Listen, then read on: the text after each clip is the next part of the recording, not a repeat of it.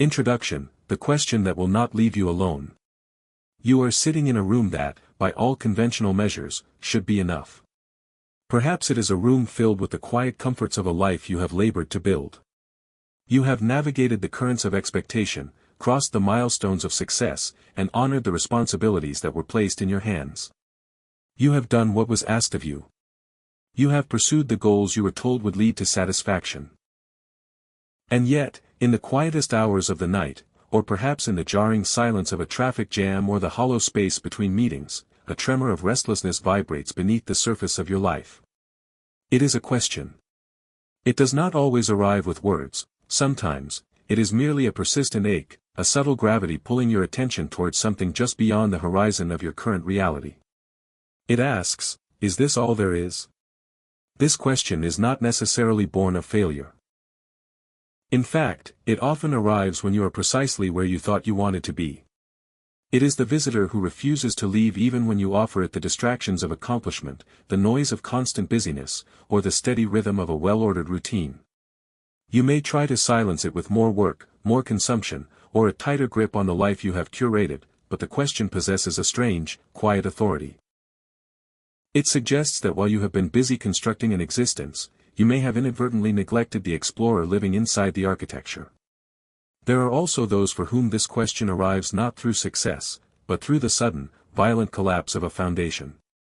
Life has a way of stripping away our carefully constructed identities. A sudden loss, a profound heartbreak, an unexpected illness, or the failure of a dream we once held as the cornerstone of our being. These moments leave us standing in the wreckage of our own lives. In that exposed, fragile space, the question shifts from a whisper to a roar.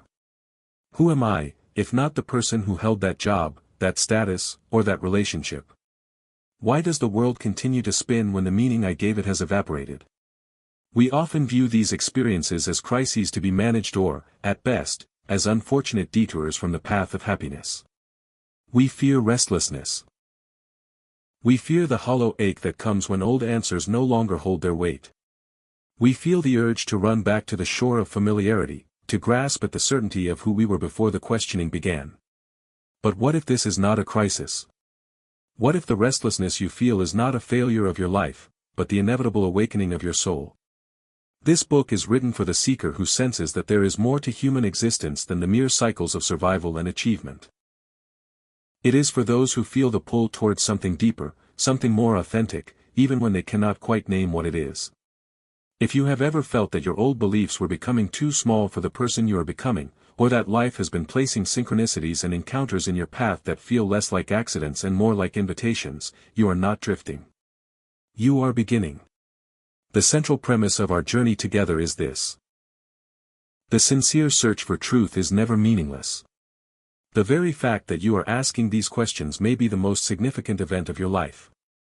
It is the moment the internal compass recalibrates. You are beginning to suspect that the truth you are searching for is not an object to be acquired, a philosophy to be mastered, or a destination to be reached in the distant future. You are beginning to suspect that the journey itself is the process of removing the layers that have obscured the truth that was always present. We will not be indulging in vague platitudes or empty promises of supernatural bliss. We will be exploring the challenging, beautiful, and deeply practical terrain of the human spirit. We will look at why our old identities collapse, why we often mistake the map for the territory, and why the most profound transformation often happens in the moments we feel most lost. We will explore how suffering, when met with presence rather than resistance, becomes a crucible for deeper awareness. We will discuss the nature of the ego, not as an enemy to be destroyed, but as a mechanism to be understood and eventually transcended. You will find that this journey is not about escaping your ordinary life. It is about learning to live within it with a new quality of awareness. It is about moving from the shallow waters of borrowed beliefs into the deeper ocean of self-knowledge. It is about discovering that the peace you have been seeking is not a state you attain, but a reality you uncover once you stop obscuring it with the noise of your own desires and defenses. The destiny of a seeking soul is not a final answer that ends the conversation. It is a transformation of the one who is asking. By the time you reach the end of this book, you may find that the questions have not vanished, but that they have changed, and more importantly, that you have changed. You will be better equipped to meet the uncertainty of existence not with fear, but with a grounded, quiet strength. Take a breath. Acknowledge the curiosity that brought you here. The call you are feeling is real. It is the beginning of a life lived not from the outside in, but from the depth of your own awareness outward. The questioning is not a sign that you are lost. It is the first step toward finally coming home. Introduction Summary. The inevitable question, spiritual searching often begins when external success no longer provides internal satisfaction.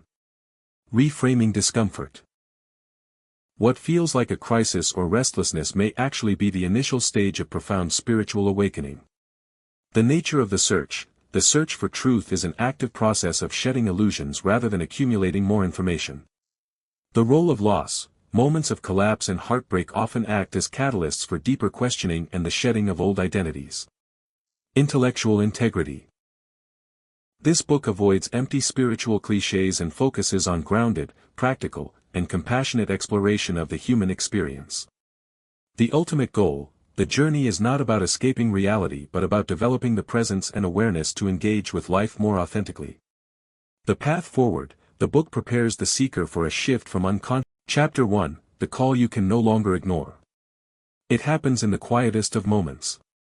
You are finishing a meal, or perhaps you are lying in bed, the lights dimmed, the house settled into a heavy, predictable stillness. You have lived this day exactly as you have lived thousands of others. You fulfilled your commitments, you engaged with the world, and you maintained the architecture of your life with the competence expected of a capable adult.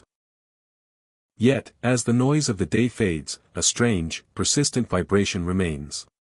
It is a question that refuses to be tucked away with the rest of your chores. It asks, with a clarity that feels almost intrusive, why does everything I was told would fulfill me still leave something untouched within me? For years, you have accepted the unspoken contract of modern life. You were told that if you chased the right goals, achieved the right milestones, and cultivated the right image, you would eventually arrive at a state of arrival. You believed that once you secured the job, the home, the status, or the relationship, the inner dialogue, that low-level static of, "Is this it?" would finally grow silent. But the reality is far more subtle and, in some ways, more unsettling. The success arrived, the boxes were checked, and the life you built stands solid. And yet, the feeling of not enough persists, not because your life is empty, but because the part of you doing the asking has grown larger than the life you have constructed. This is the first encounter with the call.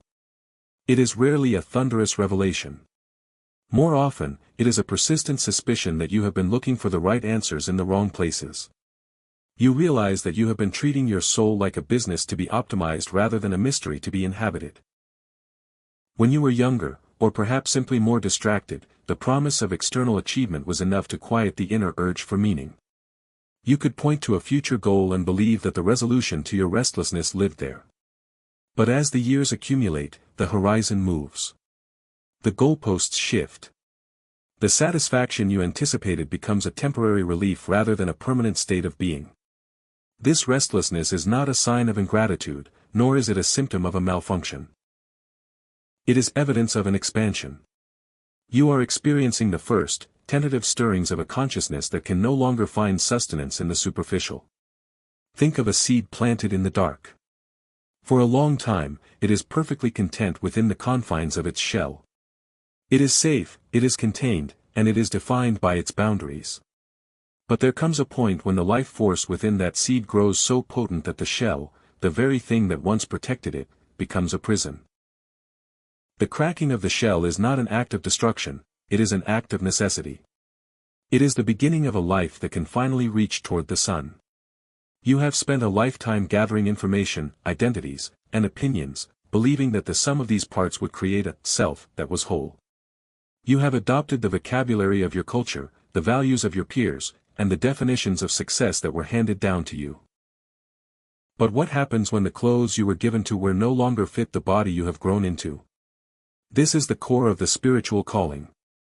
It is the realization that the you, who has been navigating the world is a constructed entity, a persona built to survive, to please, and to succeed. But beneath that persona, there is a pulse, a presence, an observing intelligence that has been watching your life unfold from a distance. The seeker often makes the mistake of thinking they must travel to some distant, holy place to find what they are missing. They look for teachers, they collect books, they adopt new terminologies, and they join groups, hoping that by adding these things to their lives, they will finally become complete. But the call you are feeling is not a call to accumulate. It is a call to investigate the one who is doing the searching. Why is the search so frantic? Why does the mind assume that the answer is out there, hidden behind some curtain that only the privileged can pull back? Consider the possibility that the question itself, that persistent ache for something more, is not a problem to be solved, but the very door you have been looking for.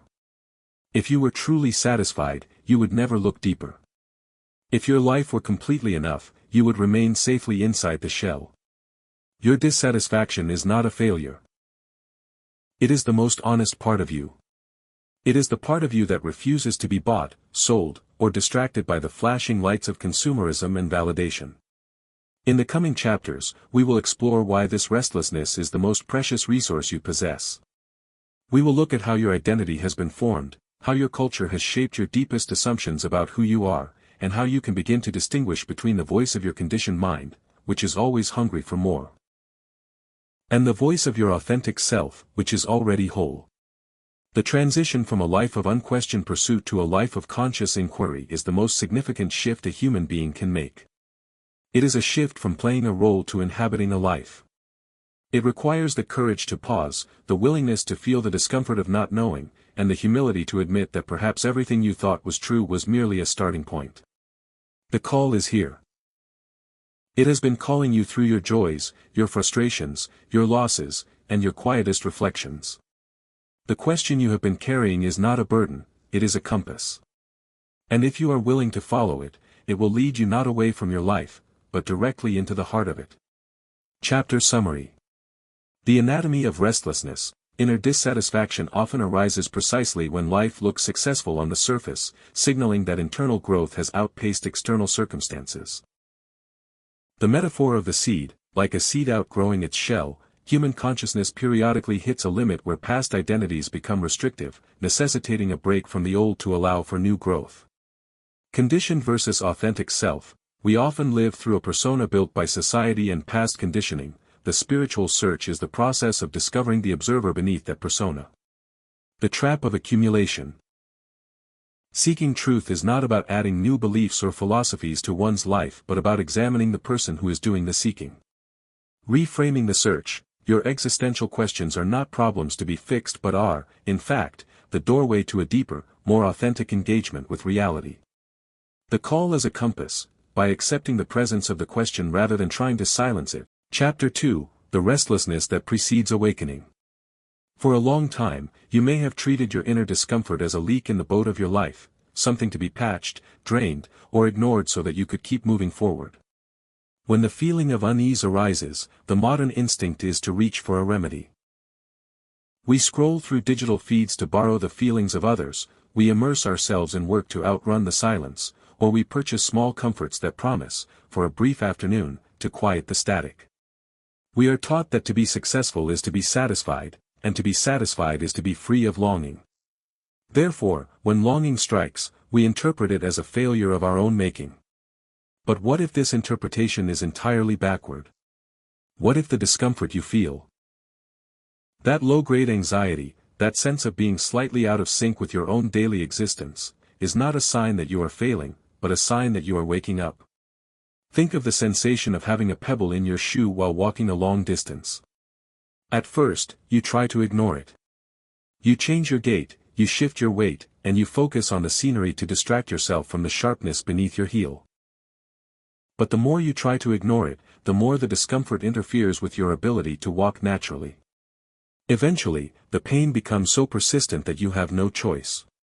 You stop. You take off the shoe. You remove the pebble. In this metaphor, the walking is the automated life you have been living, the habits, the social scripts, and the expectations that carry you through the day. The pebble is a truth or a realization that no longer fits into the structure of your life. It is the awareness that your current way of being is causing friction with your deeper nature. The temptation is to keep walking, to keep forcing the foot into the shoe, but this only leads to a limp. To stop, to acknowledge the discomfort, and to investigate the source is not a surrender to weakness, it is an act of profound honesty. We must be careful here to distinguish between clinical states of suffering and this specific, existential restlessness. True depression and trauma are heavy, often paralyzing weights that deserve the support of skilled professionals and gentle care. They are not simply spiritual lessons. However, there is a distinct, quieter form of restlessness that belongs to the seeker. This is the restless dissatisfaction that comes from living a life that is too small for your spirit. It is the feeling of having outgrown your own skin. This restlessness is an invitation. It is the mind's way of saying that the current paradigm, the one where you are primarily a collection of roles, responsibilities, and past memories, is reaching its limit. It is the psychological discomfort of becoming. When you are in the middle of a transition, you are essentially between worlds. You are no longer the person who was satisfied by the old metrics of success, but you are not yet the person who has found a new language of your own inner life. That in-between space is naturally uncomfortable. It is a state of vulnerability. Most of us respond to this vulnerability by rushing to fill the silence. We are terrified of the space where nothing is happening, because in that space, we are forced to sit with ourselves. If you are not defined by your work, your social standing, or your relationships, who are you? The ego finds this question terrifying. It prefers the clarity of titles and achievements, even when those things offer no genuine nourishment. The invitation, then, is to stop running. When you feel that familiar itch, the urge to check your phone, to vent to a friend, or to lose yourself in a project, pause for a single, intentional moment. Ask yourself, what is this feeling actually asking for? Most often, the answer is not more. It is not more money, more validation, or more distraction. It is deeper. You are not looking for more things to do, you are looking for a way to be that makes sense of your experience. You are looking for a sense of coherence, a feeling that your life is anchored in something deeper than just the passing circumstances of your week. This restlessness is a form of spiritual intelligence. It is the part of you that is awake, nudging the part of you that is asleep, reminding you that there is a wider horizon than the one you have been walking toward. To ignore this nudge is to remain in a state of perpetual, low-level friction. To embrace it is to open the door to a more authentic self-discovery. When you stop trying to silence the restlessness, you begin to see it as a signal. It tells you where your life has become misaligned with your truth. It points toward the areas where you have been settling, where you have been people-pleasing, or where you have been holding on to identities that were assigned to you rather than chosen by you. This is the first, vital step toward embodiment, realizing that your inner life is not an obstacle to be overcome, but the foundation upon which your actual life should be built. Chapter Summary.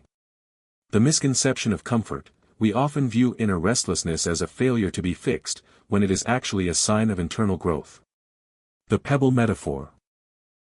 Just as a pebble in a shoe forces one to stop walking, existential restlessness acts as a necessary interruption to help us remove the irritants of false identities or misaligned choices.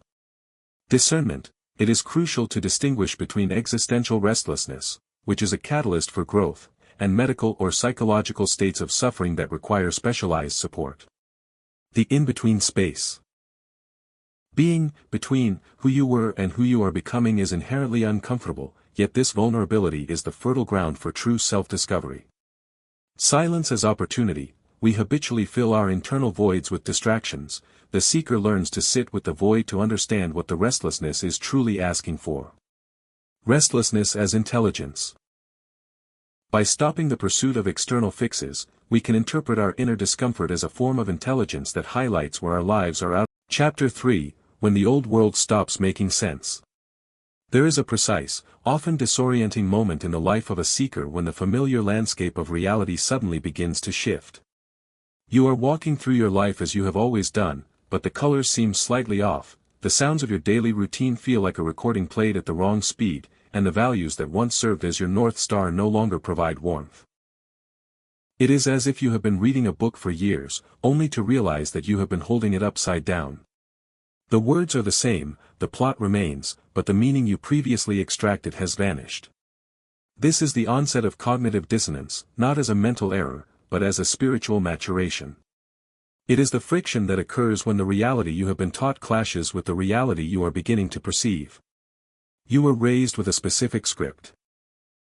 Go to school, climb the ladder, define yourself by your output, and find safety in the consensus of others. For a long time, this script worked. It provided boundaries, a sense of belonging, and a clear path forward. But now, those boundaries feel like walls, and the path feels like a treadmill.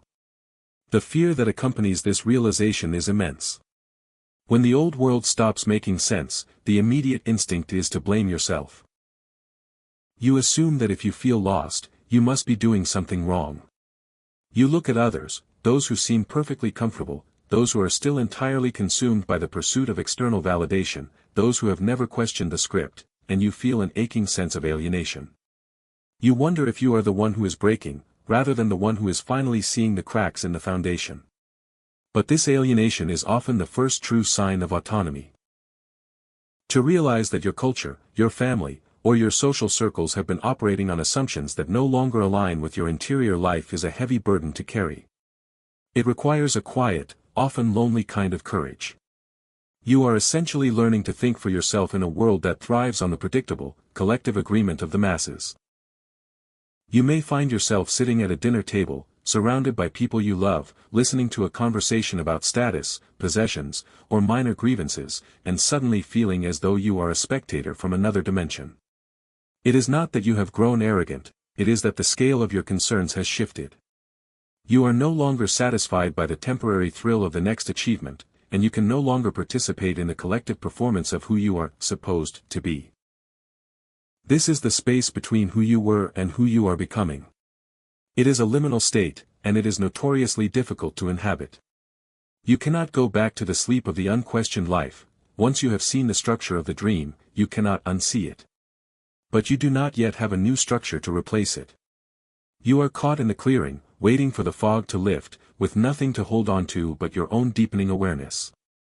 In this stage, the temptation to rush is dangerous. The mind craves certainty. It wants to immediately replace one ideology with another. It wants to trade in the old success script for a new spiritual script, just to feel a sense of direction again. But the purpose of this collapse is not to build a new prison. It is to create enough space for you to see what is actually true. When your old world stops making sense, it is an invitation to perform an audit of your soul. You must ask yourself, what of this life is truly mine? What are the beliefs I hold because I have tested them and found them to be solid, and what are the beliefs I hold simply because I was told them by people who were just as lost as I am? This process requires ruthless, gentle honesty. It does not mean you must burn down your life. It does not mean you must quit your job, abandon your family, or move to a cave. It means you must stop giving your unquestioned allegiance to the stories you have been told. You can continue to participate in the world, you can continue to love those around you, and you can continue to function in your society, but you do so from a different vantage point. You become a participant observer. You are in the world, but you are no longer entirely of its madness. This is the beginning of true maturity. It is the transition from living as a reflection of others to living as an expression of your own essence. The loneliness you feel during this transition is simply the space being cleared for a more authentic version of you to emerge. Do not fear the loss of the old world. A world that was built on illusion was never truly your home. Your home is not a set of beliefs or a collection of roles, it is the presence that remains when all the stories have been stripped away. Chapter Summary. The inevitable shift. Awakening often starts when the script of conventional success no longer provides meaning, creating a friction between past conditioning and current perception. Cognitive dissonance as growth, feeling alienated from once familiar social structures is not a sign of brokenness but a sign of developing intellectual and spiritual autonomy. The liminal space, the period between leaving the old identity and forming a new one is inherently disorienting. It is a clearing that must be inhabited with patience. The trap of immediate replacement, the mind wants to fill the void with new ideologies immediately, the seeker must resist this and instead allow space for genuine truth to emerge. The audit of beliefs. True awakening requires a systematic review of which values are genuinely one's own and which have been passively inherited from external sources. Participant observer. You can remain integrated in your daily life while detaching from the madness of the collective, moving from being a puppet of social expectations to an. Chapter 4, The Strange Intelligence of Synchronicity. There is a point in the seeker's journey where the wall between the inner and outer world begins to thin. You are sitting with a question that feels impossible to answer, or you are mourning a decision you aren't sure how to make, and suddenly, the environment around you begins to mirror your interior state. A book you have never noticed before falls open to a passage that speaks directly to your dilemma. You are thinking of a person you haven't seen in years, and their name appears in a headline, or they call you before the thought has even fully crystallized. You hear a stray line of dialogue in a crowded cafe that provides the missing piece to a puzzle you have been carrying for weeks. These are the moments we call synchronicities, the meaningful coincidences that defy the simple logic of cause and effect. To the rational mind, these events are merely accidents of pattern recognition, a trick of the brain looking for connection where there is only randomness. And it is true, we must be careful not to fall into the trap of becoming superstitious, attributing divine significance to every minor occurrence. If you try to force every stray event into a grand cosmic message, you will quickly lose your grip on reality, turning life into a treasure hunt for signs that may not exist. However, there is a middle path between cold cynicism and wild superstition. It is the path of the curious observer who acknowledges that whether these events are governed by unknown laws of physics, the deep intelligence of the unconscious mind, or a genuine dialogue between the soul and the world, they are undeniably powerful. What matters most is not proving the origin of the synchronicity, but recognizing what it awakens within you. When you notice a meaningful coincidence, something shifts in your internal state. You move from a place of isolation, where you are a solitary ego bumping against a cold, indifferent universe, to a place of connection. For a fleeting second, the narrative of your life feels like it is being written with intention. You feel seen. You feel directed. This shift in perception is, in itself, a form of transformation. It breaks the hypnotic spell of the mundane and reminds you that there is a wider field of possibility than the one your five senses typically report. The intelligence of synchronicity often arrives when you are at a crossroads. It feels as though the world is trying to nudge you, to confirm a direction you were afraid to take, or to highlight a perspective you were too stubborn to consider. When these moments occur, do not try to use them to force an outcome. Instead, use them as an invitation to lean into a deeper state of presence. Ask yourself, if this event is not an accident, what is it asking me to pay attention to? Sometimes, the answer is not a specific instruction, but a reminder to slow down. Our constant, frantic need to control the future makes us deaf to the subtle signals of the present. When we are obsessed with our own plans, we are like people driving down a highway with the windows up and the radio blaring.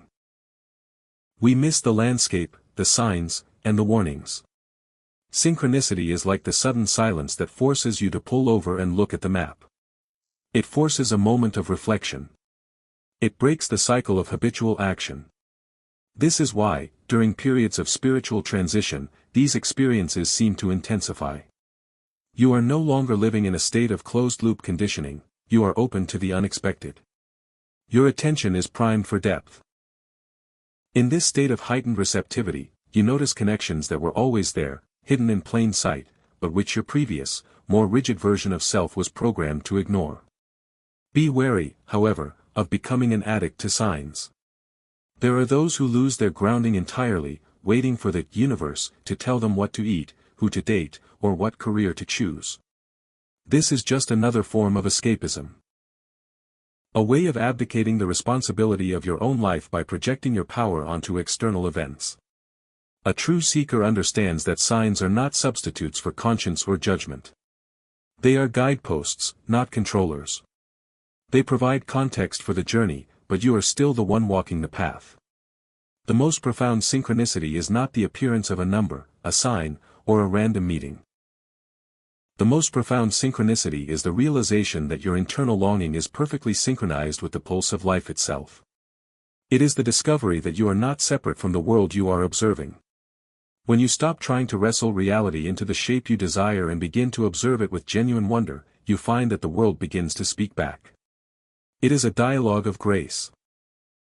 And if you are patient enough to listen, you will find that the path unfolds not by force, but by the quiet, strange intelligence of finding exactly what you need at the very moment you have finally learned to ask. Chapter Summary. Defining synchronicity. These are meaningful coincidences where the inner and outer worlds align, often providing clarity or comfort during transitional periods. Avoiding extremes. A healthy approach avoids both the cold dismissal of coincidences as mere accidents and a superstitious tendency to treat them as absolute, infallible instructions. The power of perception. Synchronicity's true value lies in the shift it creates in your consciousness, reminding you that you are connected to a larger, more intelligent field of reality. The invitation to pause. These moments act as roadside pull-offs, forcing us to break our frantic, habitual pace and re-evaluate our direction with presence. Responsibility remains. Never use signs to avoid personal responsibility or decision-making. Your own conscience and judgment must remain the final authority on your life. The ultimate dialogue. True synchronicity is the realization that the seeker and the world are in a constant, unfolding conversation. It is a shift from isolated ego to deep participation. Chapter 5, Suffering, Loss, and the Breaking Open of the Self. There is a hollow, aching silence that follows a significant loss, the kind of silence that feels as though it might swallow the rest of your life. Whether it is the ending of a long-term relationship, the sudden removal of a career you spent decades building, or the quiet, devastating realization that a dream you carried is never going to come to fruition, loss acts as an immediate, involuntary dismantling of the self. In the wake of such events, the world continues to move with a callous indifference that can feel like a personal insult. People go to work, the sun rises, the traffic flows, and yet, your internal landscape has been flattened by a storm you didn't see coming. It is common, in these moments, to search for a reason. We want to know why. We want to believe that there is a cosmic accounting system where if we just understand the lesson, we can somehow earn our way back to peace. We look for a narrative that makes the pain manageable, hoping that by labeling it as a necessary sacrifice or a divine redirection, we can shield ourselves from the raw, unrefined reality of our own suffering. But there is a trap in trying to justify pain. When we rush to turn our suffering into a story of spiritual growth, we often bypass the very thing that is trying to reach us. Suffering, in its purest form, is not a lesson to be analyzed, it is a fire to be walked through. It is a great leveler. It strips away the armor we have spent years constructing. It reveals the fragility of the foundations upon which we built our identities. If you have ever felt that your life was essentially a series of roles and achievements, loss is the force that reminds you that you are not the roles, and you are not the achievements. You are the consciousness that experiences the loss of them. This does not mean that suffering is sacred in the way some spiritual traditions suggest. It is not inherently holy, and it is not a test sent to see if you are spiritual enough to pass. To imply that a person's pain is a necessary step in their enlightenment can be a form of cruelty. Pain is simply a part of the human condition, the price we pay for the capacity to love, to care, and to commit ourselves to a world that is always changing. However, while pain itself is not a spiritual achievement, the way we meet it can be the beginning of a profound transformation. When you lose the things that defined you, you are left with a terrifying, beautiful emptiness. This is the breaking open. In that state of helplessness, the ego, which is usually so busy managing your image and your plans, becomes exhausted. It runs out of stories to tell. It runs out of defenses. And in that silence, something else begins to stir. You begin to realize that beneath the pain, beneath the narrative of the person who has lost everything, there is a presence that remains untouched by the shifting tides of circumstance. This is why, for many, the journey toward awakening does not begin in a temple or a classroom, but in the ruins of a life that no longer exists. Suffering forces the questions that comfort allows us to postpone. When life is easy, we rarely ask, "Who am I?" We are too busy enjoying the reflection of ourselves in the eyes of others. But when the reflection is gone, when the job, the partner, or the certainty has been taken away, we are forced to look at the blank wall of our own existence. We are forced to look at the one who is looking. If you are currently walking through such a fire, understand this: you do not have to solve your suffering.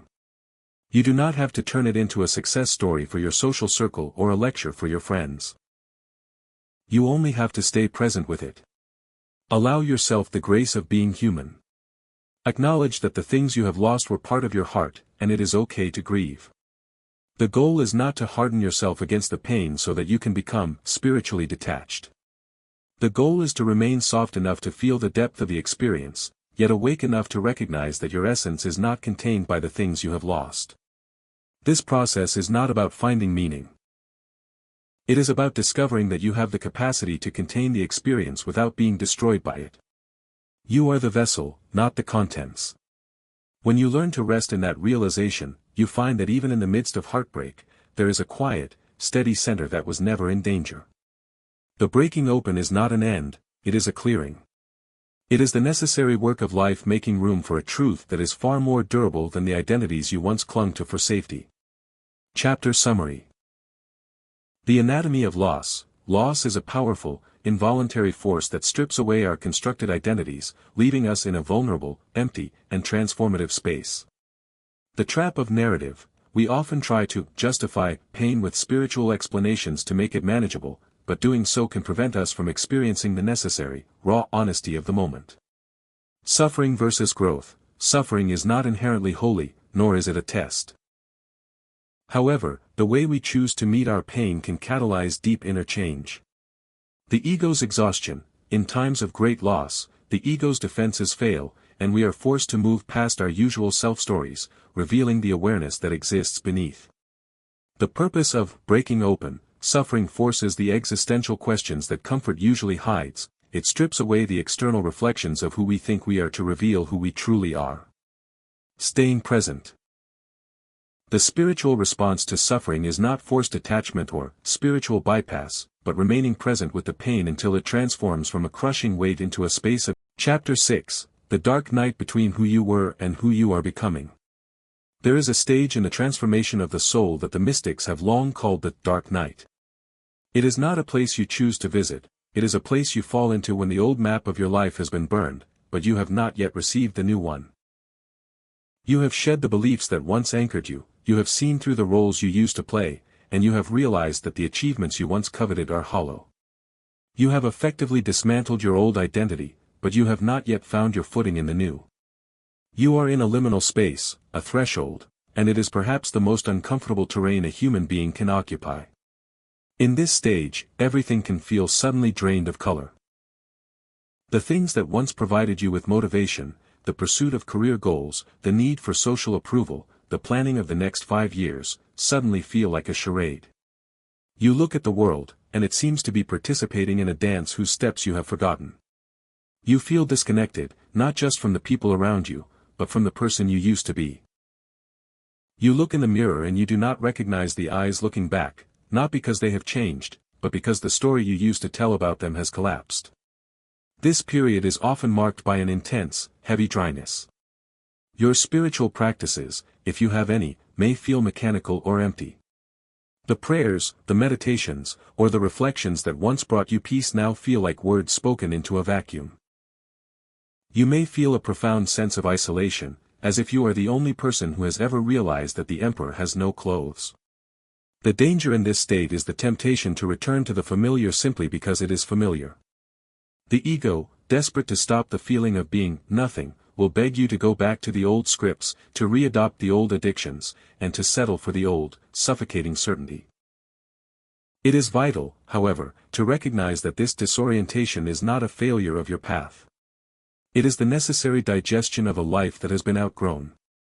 You are in the process of a psychological and spiritual molting.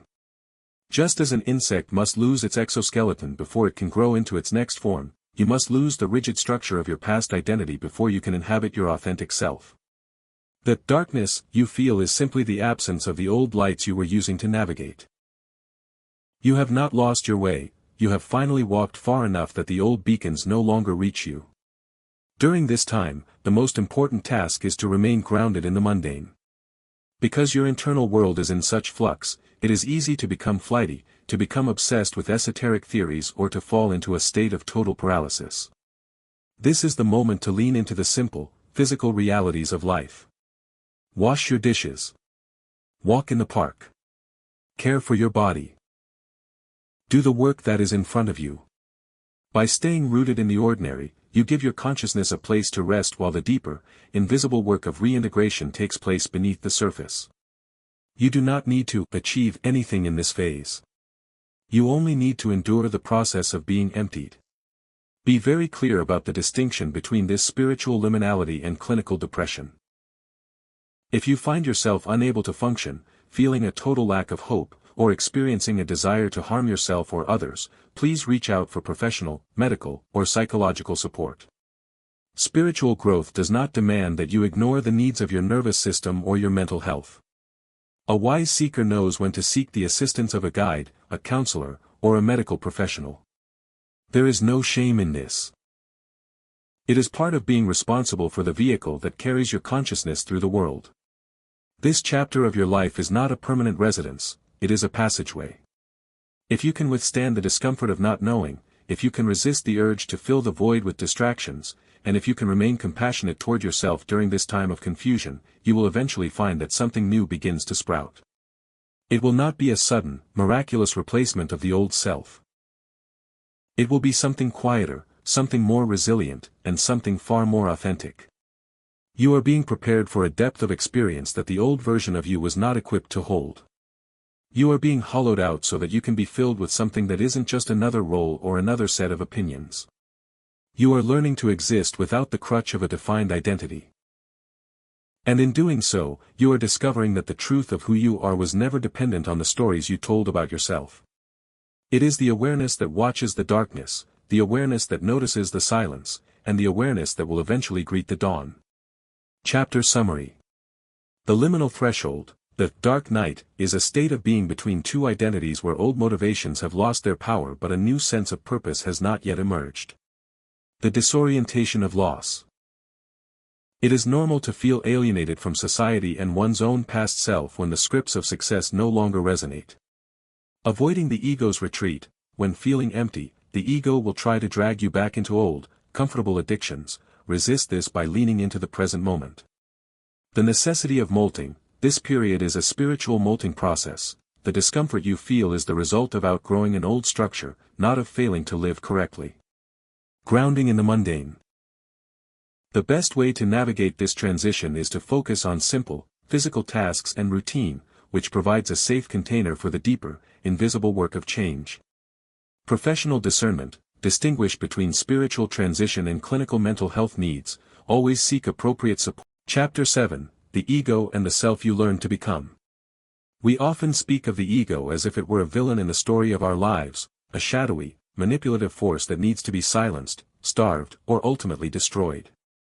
We treat it as an enemy of the spirit, a barrier to our enlightenment that must be overcome. But this is a fundamental misunderstanding of what the ego actually is. The ego is not a malignant parasite, it is a mechanism.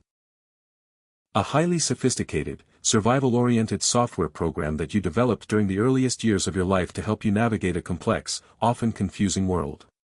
Think of your ego as the I that you learn to curate. It is the story you tell about yourself, the set of rules you follow to gain approval, and the defensive walls you built to protect your vulnerabilities. When you were a child, you learned very quickly that certain behaviors brought you safety, love, or status, while others brought you rejection or pain. Your ego formed around those observations. It became the manager of your identity, tasked with the heavy responsibility of ensuring you had a place in the tribe. It is, in essence, your historical archive, a collection of all the adaptations you had to make to survive and succeed. The problem, however, is not the existence of the ego, but the fact that we have become identified with it. We have mistaken the manager for the owner. We have come to believe that we are the story of our past, the accumulation of our achievements, and the sum total of our defenses. When you are unconsciously ruled by your ego, you are trapped in a loop of constant validation seeking. You are perpetually checking your internal mirror to see if you are looking, acting, or achieving enough to justify your presence in the room. Awakening is not the destruction of this mechanism. You cannot kill the ego, nor should you want to. You need it to manage the practical details of your life, to set boundaries, and to interact with society. Awakening is the act of disidentification. It is the realization that while you have an ego, you are not the ego. It is the moment you move from being the character in the play to being the one who is watching the play. This shift changes your relationship with everything. When you are identified with the ego, a criticism feels like a death blow, because your identity is built on being good or successful. When you are disidentified, a criticism is merely information, a sound wave moving through the air that you can choose to use or discard. When you are ruled by the ego, you are constantly comparing your internal experience with the external performances of others. You are measuring your worth against a social yardstick that is constantly moving. When you are disidentified, you realize that your inherent worth is not a currency that can be gained or lost based on performance. This does not mean you become indifferent or robotic. On the contrary, you become more human. The ego is often brittle and reactive because it is constantly working to maintain an image. When you stop being the image, you become fluid. You can be vulnerable, because you no longer have a fragile identity to protect. You can be wrong, because you don't need to be right to feel whole. You can be humble, because you don't need to be better than anyone else to justify your existence. This is the great freedom of the seeker. You stop treating your personality as a fixed, rigid entity that must be defended at all costs. You begin to see it as a costume, a useful, temporary expression of who you are in this particular lifetime. You can wear it, you can change it, and you can honor it, but you never confuse the costume with the person wearing it. Consider your own life. How much of your daily stress is actually generated by the need to maintain your story? How much of your anxiety about the future is actually just the ego worrying about its reputation or its comfort? When you can observe these patterns without needing to act on them, you create a space of immense peace. You are still you. You still have your preferences, your talents, and your life.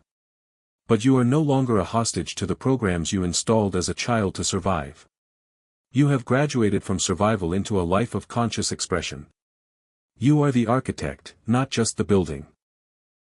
Chapter Summary. Reframing the ego is not a villain, it is a necessary, survival-based mechanism developed in childhood to help us navigate the world and gain acceptance. The trap of identification, the suffering arises when we mistake our constructed persona for our true essence, we become trapped in a cycle of maintaining a story rather than living a life. Disidentification. The goal of spiritual work is not to destroy the ego, but to realize that we are the observer of the ego, not the ego itself. Freedom from performance. When disidentified, we no longer need constant external validation, allowing us to interact with the world with greater authenticity and vulnerability. Fluidity versus rigidity. An awakened person views their personality as a flexible costume rather than a rigid identity, making them less reactive to criticism or failure. Living consciously. By observing our ego patterns without being ruled by them, we shift from a state of survival-based anxiety to a life. Chapter 8, The Witness Within. There is a profound, quiet mystery hidden in the very center of your experience. At this moment, as you read these words, thoughts are moving through your mind. Perhaps you are analyzing the ideas presented, perhaps you are remembering a past conversation, or perhaps you are wondering what you will do later today. Alongside these thoughts, there are emotions, a flicker of curiosity, perhaps a shadow of doubt, or a feeling of calmness. Beneath those, there are sensations, the weight of your body in the chair, the sound of the room around you, the subtle rhythm of your own breathing. All of these, the thoughts, the feelings, the sensations, are constantly changing. They are the contents of your life.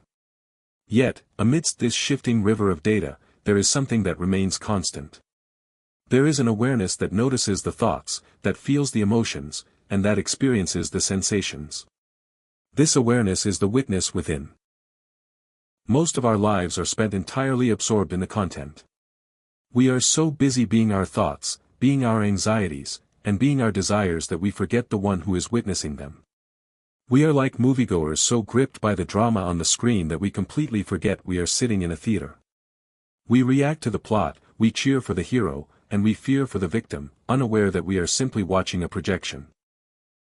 When you learn to move your attention from the content to the awareness itself, everything changes. This is not a complex intellectual exercise, it is the simplest act in the world. It is the act of turning your attention toward the one who is listening. Try this for a moment.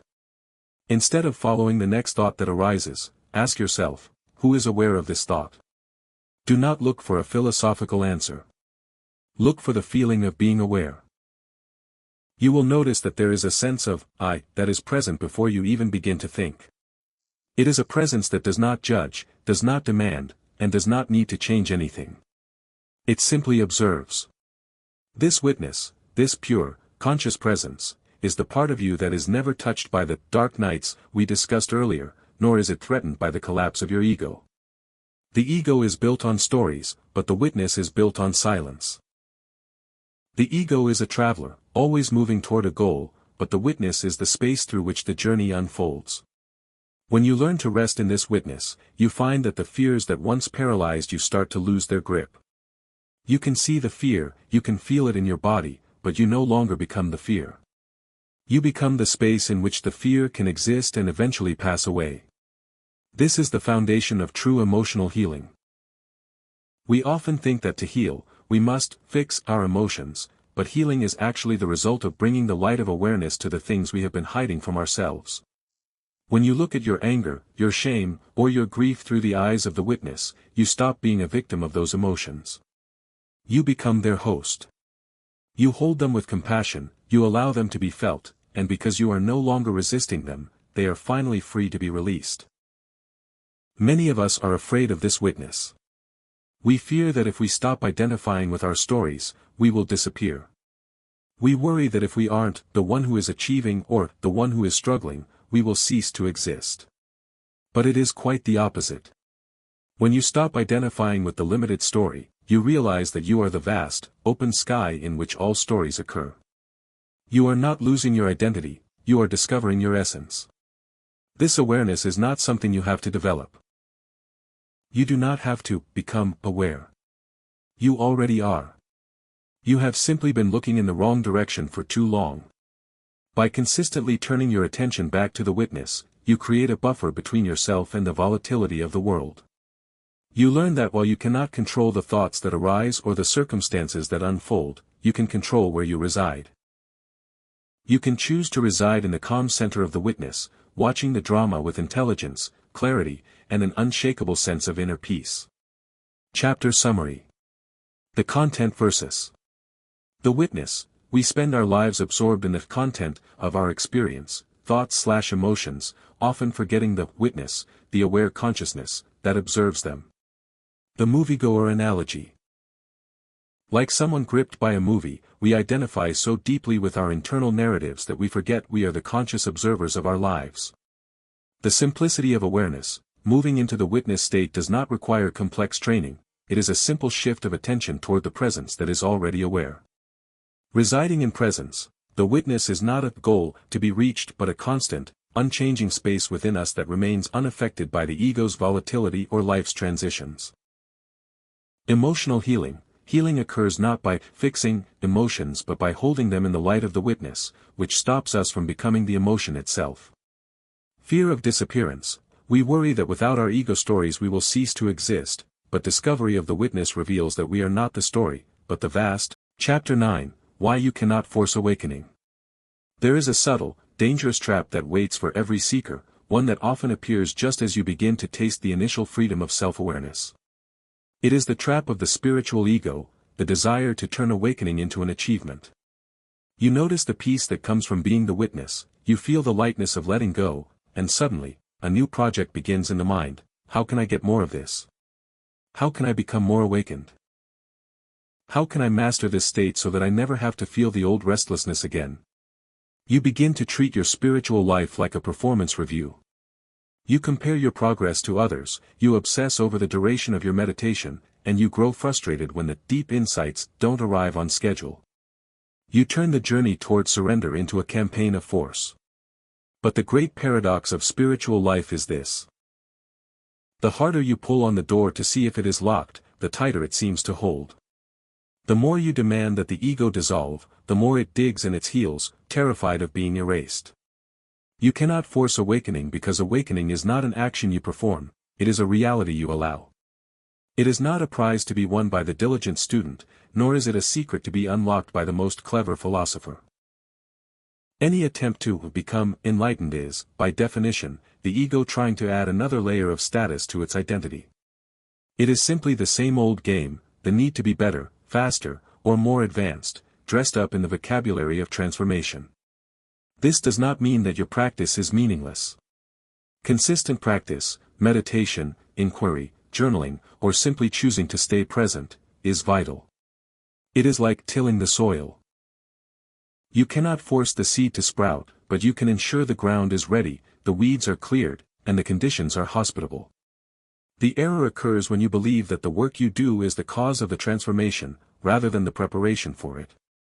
Awakening happens in the gaps between the work. It happens when you finally stop trying to control the result and simply show up with a sincere, open heart. There is a profound difference between striving and commitment. Striving is born of fear, the fear that you are not enough, the fear that you are missing out, or the fear that you are falling behind. Commitment is born of love, the love for truth, the love for presence, and the dedication to living a life that is honest and real.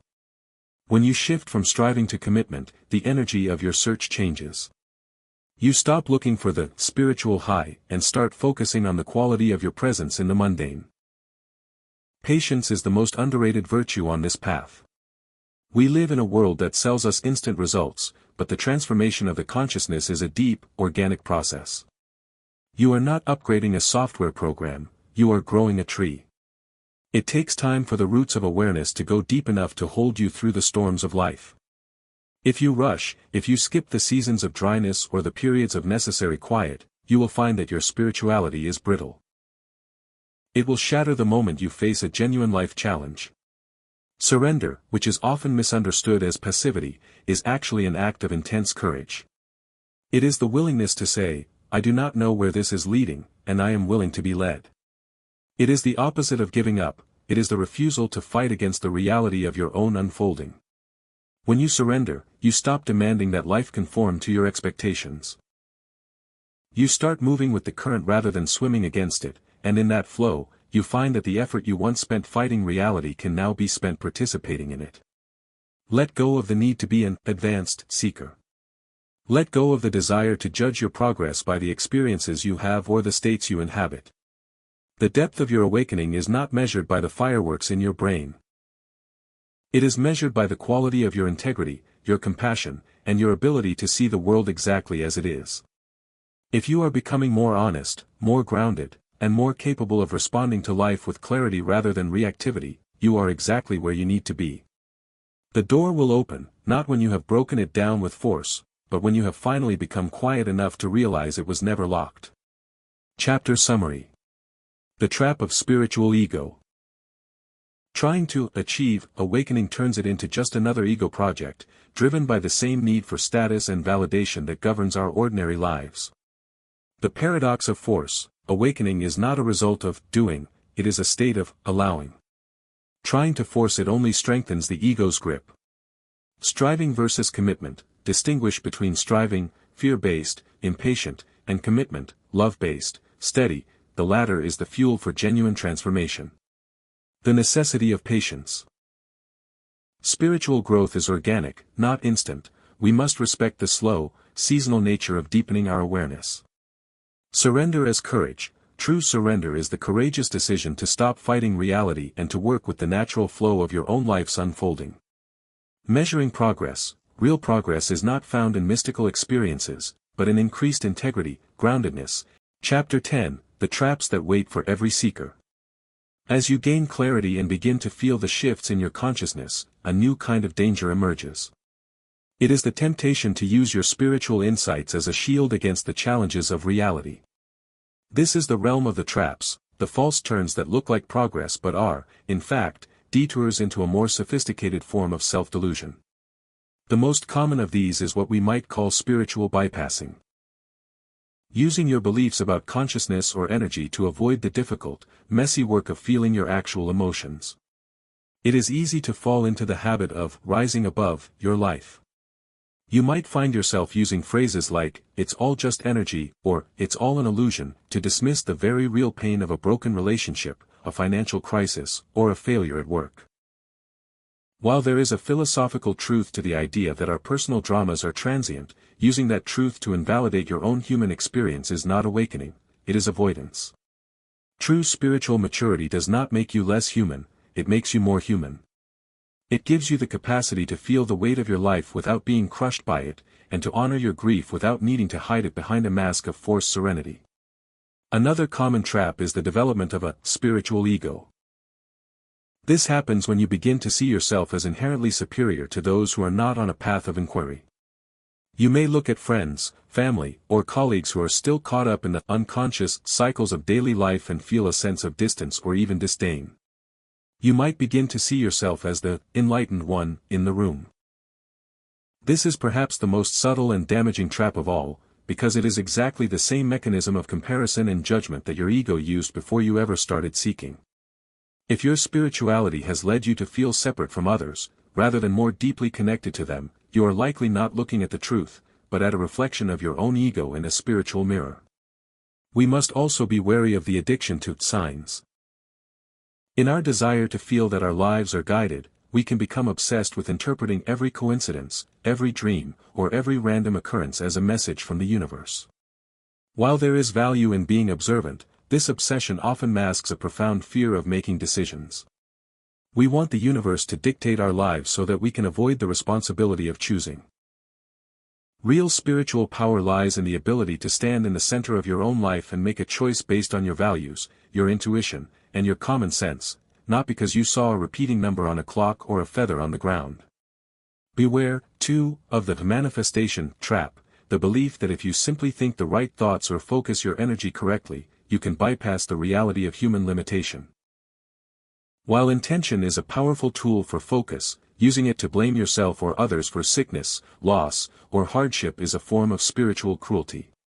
It reduces the complex, often tragic, and inherently mysterious nature of existence to a simple math problem of thought equals outcome. The truly awake person recognizes that while we have agency, we are also subject to forces larger than ourselves. They do not use their spirituality to claim they are creating every aspect of their suffering. The final test of any spiritual practice is its fruits. Does it make you more compassionate? Does it make you more responsible for your actions? Does it make you more honest about your flaws? Does it make you more present for the people in your life?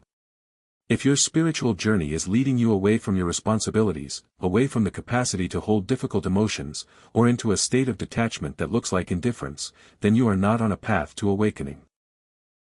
You are on a path to isolation. True awakening should result in a deeper, more grounded participation in the world.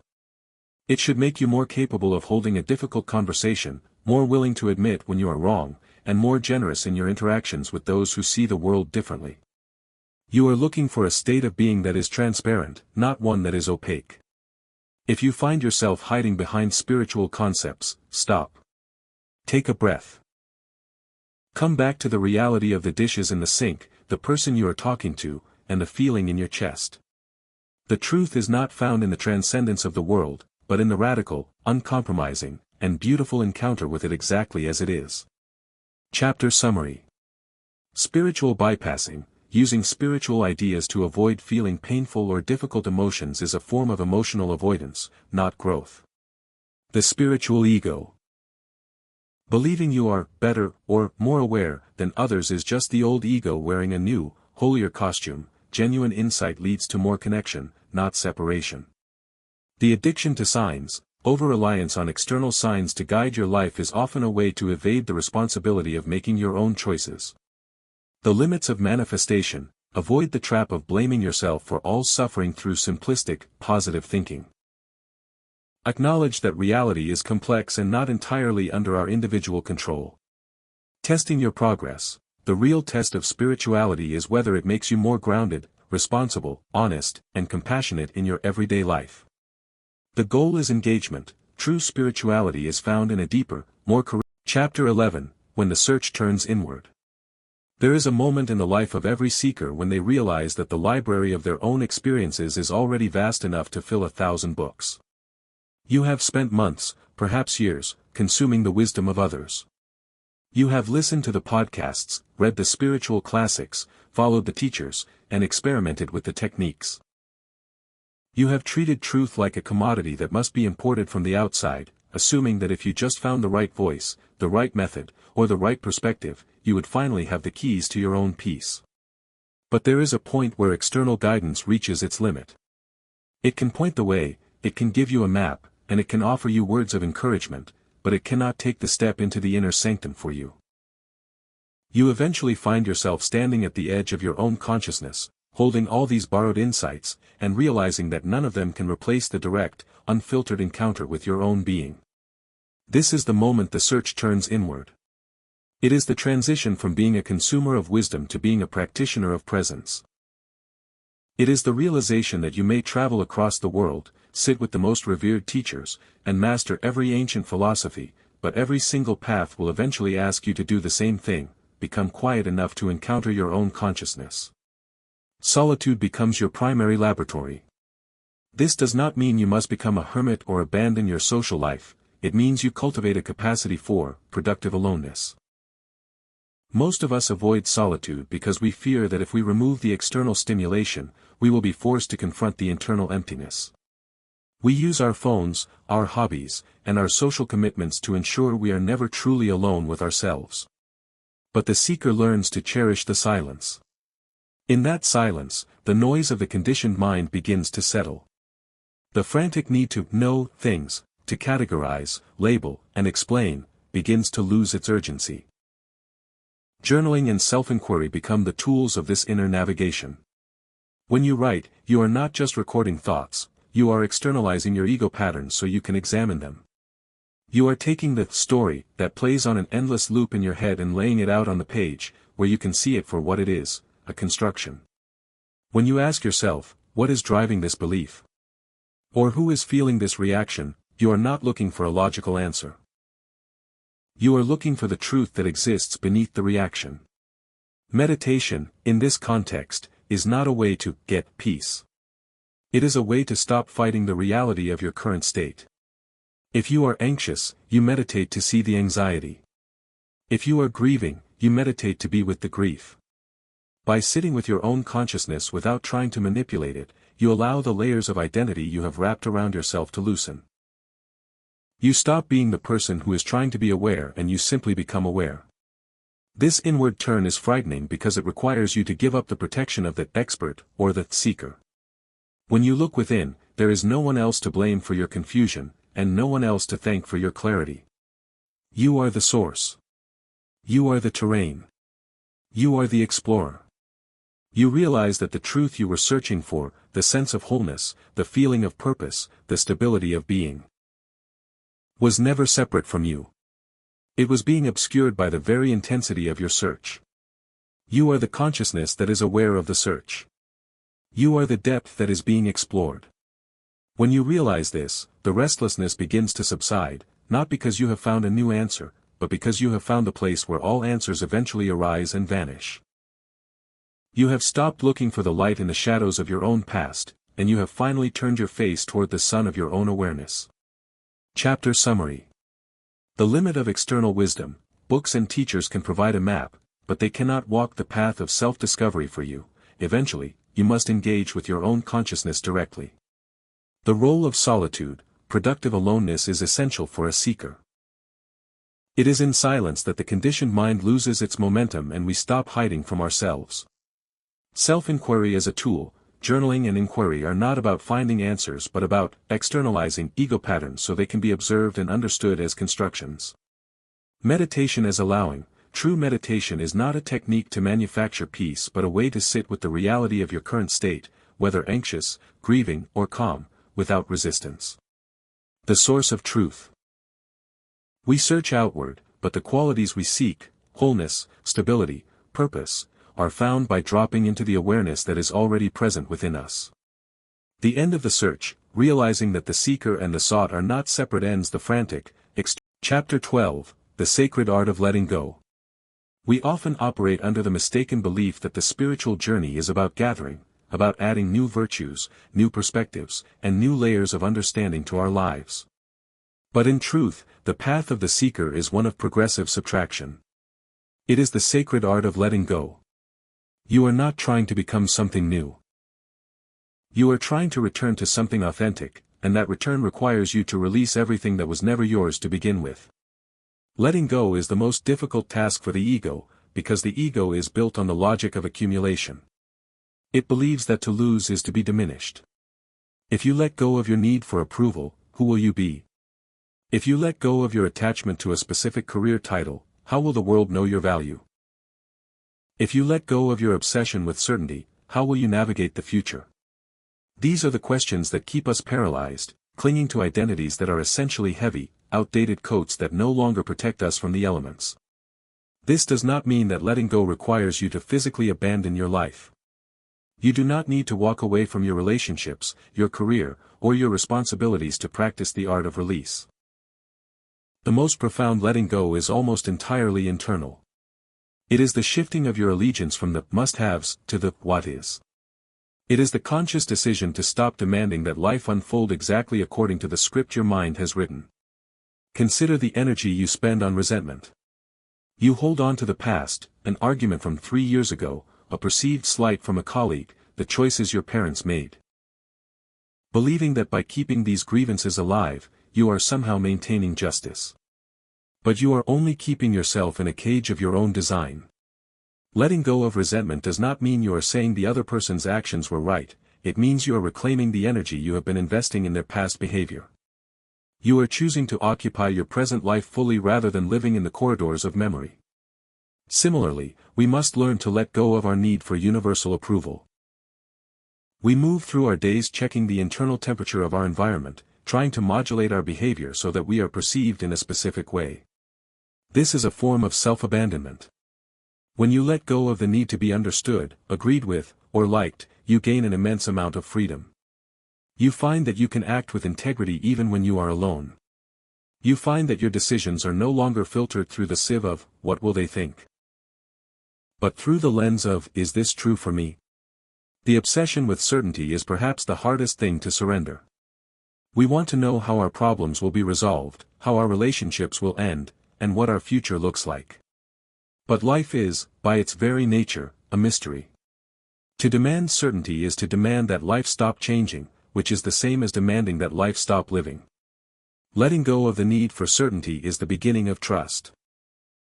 Not a blind, naive trust, but a grounded, resilient confidence that you have the capacity to handle whatever arises. When you begin to practice this, you will notice a strange phenomenon: things do not fall apart. Instead, the things that were meant for you start to flow more easily, and the things that were never yours start to drift away of their own accord. You stop having to force, manipulate, and struggle to keep the pieces of your identity in place. This is the freedom of the unburdened life. It is like climbing a mountain with a heavy backpack. As you let go of the fears, the masks, and the expectations, you realize you can breathe more deeply. You can move with more agility. The journey is no longer a chore you are suffering through, it is a walk you are taking. You discover that you were never the weight you were carrying, you were always the one who had the choice to put it down. And once you put it down, you finally have the hands free to embrace the life that is actually in front of you. Chapter Summary. Subtraction versus accumulation. The spiritual path is defined more by what we release than by what we add. It is a process of returning to the authentic self by shedding false identities. The ego's resistance. The ego perceives letting go as a form of loss, failing to realize that releasing heavy, outdated identities actually increases our freedom and agility. Internal versus external. Letting go is primarily an internal shift of allegiance. You can remain engaged in your daily life while releasing the mental and emotional attachments that cause friction. Reclaiming energy. Holding on to resentment or the past wastes vital present moment energy. Releasing these grievances is an act of reclaiming your own power. Surrendering approval. Abandoning the need for external validation allows you to live with integrity rather than living as a performance for others. Trusting the mystery. Giving up the demand for certainty is not reckless, it is a grounded commitment to trust your own ability to meet. Chapter 13, The Life That Emerges After You Begin to See Differently. There is a common misunderstanding that spiritual awakening happens in the clouds, that it involves a withdrawal from the grit and demands of ordinary life into a state of permanent, blissful detachment. We imagine the awakened person as someone who has moved beyond the concerns of money, work, or difficult relationships. But the truth is far more grounded. Real awakening is not an escape, it is the radical act of showing up. It is the transition from living in a state of reaction to living in a state of response. When you begin to see differently, the external circumstances of your life may not change immediately. You might still have the same job, the same responsibilities, and the same challenges. But the way you inhabit these roles is transformed. You are no longer performing your life, you are experiencing it. Consider your relationships. Before, you may have interacted with your partner, your children, or your friends through a filter of expectation. You were looking for them to fill a void, to confirm your identity, or to behave in a way that made you feel safe.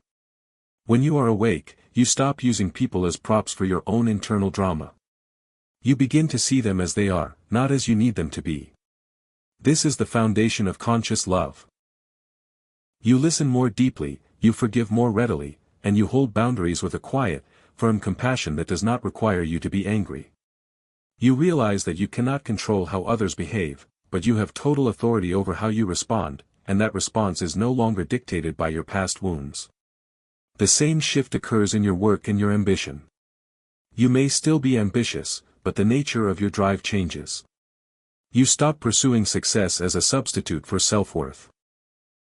You work because you have something to contribute, because you enjoy the process, or because you recognize your work as a way to participate in the life of your community. When you stop worshiping at the altar of achievement, you find that your work becomes more effective. You are no longer fueled by the anxiety of, what if I fail?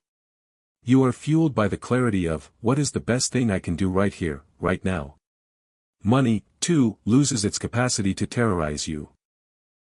You recognize it for what it is, a tool, rather than a reflection of your inherent value. You stop living in a state of perpetual, not enough, because you recognize that the source of your security is not your bank balance, but your ability to remain grounded and clear-headed regardless of the economic weather. This allows you to manage your resources with intelligence rather than panic. Parenting, perhaps more than any other role, demands this new way of seeing. When you are awake, you stop trying to mold your children into extensions of your own ego. You stop needing them to achieve certain things so that you can feel like a successful parent. Instead, you hold the space for them to become who they are. You respond to their behavior not with personal judgment, but with curiosity. You become a guide who is willing to learn as much from them as they do from you. This life of embodiment is not a life without challenges. You will still face obstacles. You will still feel fear, frustration, and sadness. The difference is that you no longer try to fix these feelings through external means. You meet them with presence. You allow yourself to be a human being, with all the messiness that entails, while staying connected to the deeper truth of your existence. This is the ultimate test of any spiritual insight. How do you treat the person waiting in line at the grocery store? How do you handle a mistake at work? How do you speak to yourself when you are tired and overwhelmed? The sacred is not found in the temple, it is found in the integrity of your actions in the ordinary world. When you stop chasing the extraordinary and start living the ordinary with full, undivided attention, you discover that the sacred was hidden in the details all along. You are no longer waiting for life to start. You are finally, fully, here. Chapter Summary. Embodiment versus Escape. Real awakening is lived in the grit of daily life, not in a detached, blissful state outside of reality. Conscious relationships. By letting go of the need for others to fulfill our ego, we move from manipulative, expectation-based relationships to genuine, compassionate connection. Purposeful ambition, success and work are transformed when they are decoupled from the need for validation. We work with greater clarity and less anxiety. The shift in parenting. Awakening allows us to release the need to use our children as extensions of our own ego, enabling us to guide them with true presence and curiosity. Integrity as the metric. The quality of an awakened life is not measured by mystical experiences but by how we treat others, handle mistakes, and speak to ourselves in everyday moments. The sacred ordinary. The goal is to stop searching for extraordinary life and to find the sacred within the ordinary, through radical. Chapter 14, The Seeker disappears into the seeking.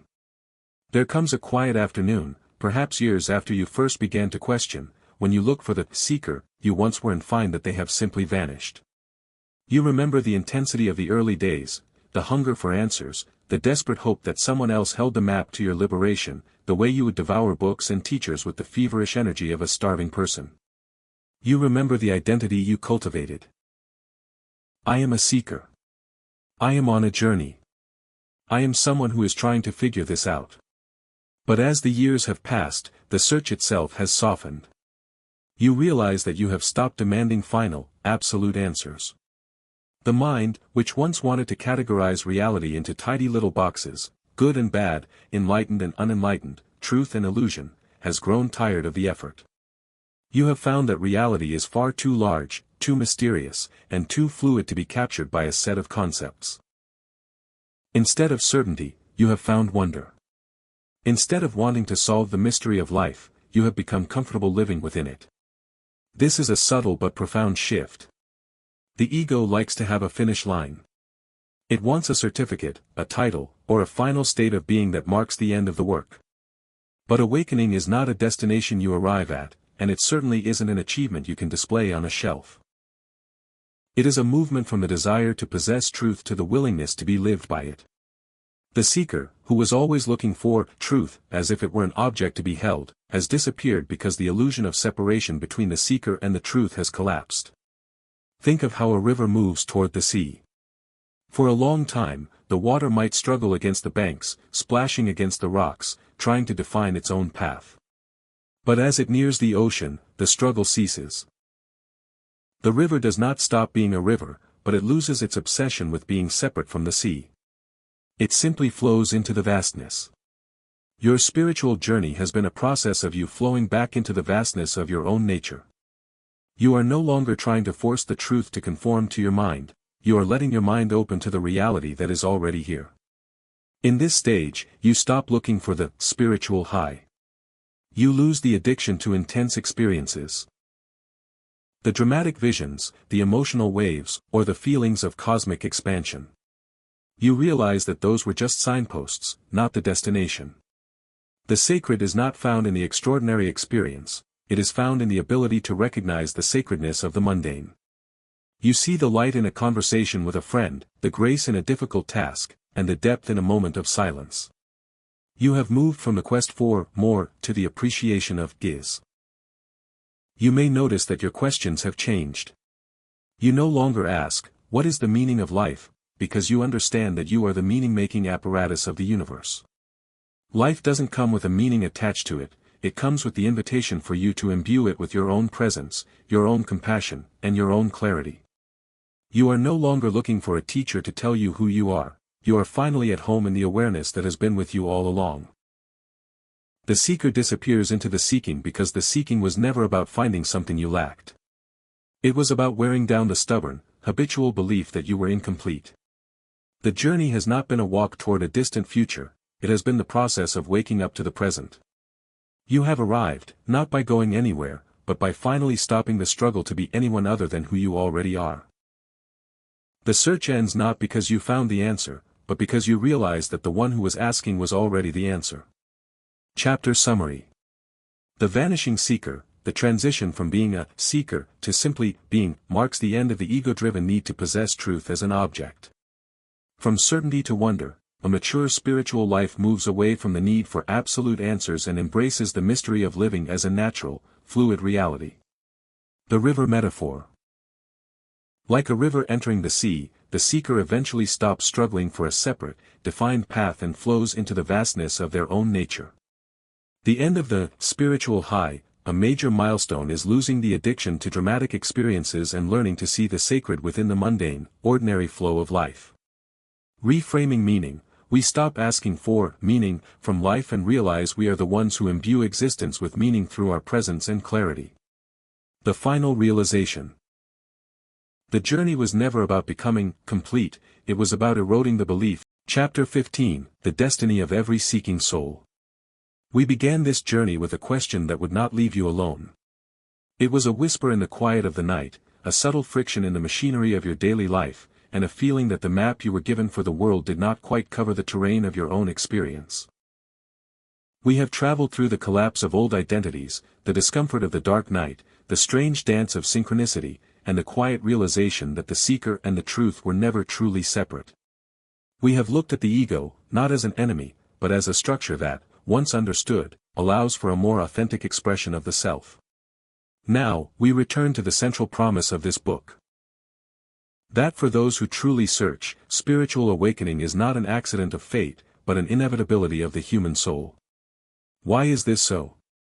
Because genuine inquiry is fundamentally corrosive to illusion. The moment you decide that you are no longer satisfied with borrowed beliefs, with inherited status, or with a life of unconscious consumption, you have set in motion a process that cannot be fully reversed. The light of sincere awareness, once directed toward the foundations of your life, will eventually expose the inconsistencies, the fears, and the contradictions that were holding you in a state of sleep. You cannot unknow what you have honestly looked at. You cannot return to the comfort of the herd once you have glimpsed the horizon of your own consciousness. This does not mean that every person follows an identical path. Some will find their awakening through the slow, steady discipline of daily presence, others will be thrust into it by the sudden, violent shattering of their world. Some will find it in the depths of silence, others will find it in the midst of a messy, vibrant, and demanding life. But the common thread remains the same, the movement from living as an effect of the world to living as a conscious participant within it. You may not reach a final, static state of enlightenment. You may never become the person who never feels anger, who never experiences doubt, or who never struggles with the weight of the human condition. In fact, the more awake you become, the more intensely you may feel the pulse of life in all its complexity. But you will have achieved something far more valuable, you will have reclaimed your capacity to meet reality on its own terms. You will have moved from being a hostage of your conditioning to being the one who is choosing, moment by moment, how to bring your presence, your compassion, and your clarity into the world. The destiny of the seeking soul is to become increasingly capable of living truthfully. It is to reach a point where your internal world and your external actions are no longer at war. It is to find that the peace you were looking for was not a quiet room you could retreat to, but the quality of awareness you brought to the noise of the world. As you close this book, you are not leaving the path. You are simply stepping out of the theater and into the script of your own life with fresh eyes. Do not look for a dramatic finish line. Look for the next moment. Look for the person in front of you. Look for the task that requires your presence. The search was never evidence that you were lost, it was the mechanism by which you were finding your way back to the truth that was always waiting beneath the layers of fear, conditioning, and borrowed identity. Perhaps the longing you felt was never a gap to be filled, but an invitation to be lived. Perhaps every question you asked was a doorway. Perhaps every collapse you endured was the clearing of ground for a deeper, more resilient foundation. You are not arriving at a new place. You are simply remembering the truth of who you are, recognizing that you were never separate from the life you were searching for. You are the seeker, the path, and the destination. And in this moment of presence, you are finally home. Chapter Summary. The inevitability of awakening. Sincere inquiry acts as a solvent that eventually dissolves the illusions we live by. Once you begin to truly question, you cannot return to total unconsciousness. Diverse paths, one direction. Awakening takes many forms, some quiet, some turbulent, but all represent a shift from being a victim of circumstance to a conscious participant in life. The value of realism, enlightenment is not the absence of human struggle or emotion, it is the capacity to hold those realities with presence, compassion, and clarity. Integrity as the goal, the destiny of the seeker is to live a life where the internal state and external actions are aligned, moving beyond the war of ego-driven dissonance. The presence of home, the search was never about filling a void, it was about removing the obstacles that kept you from realizing you were already home. Living the truth, we finish the journey by moving back into our ordinary lives, now empowered to treat every moment